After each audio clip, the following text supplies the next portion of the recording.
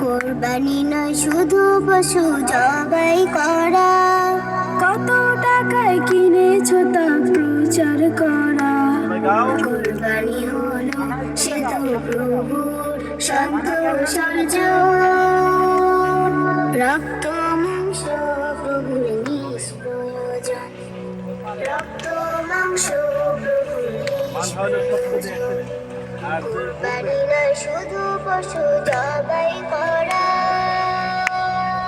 কোরবানি নয় তো গোশত দিয়ে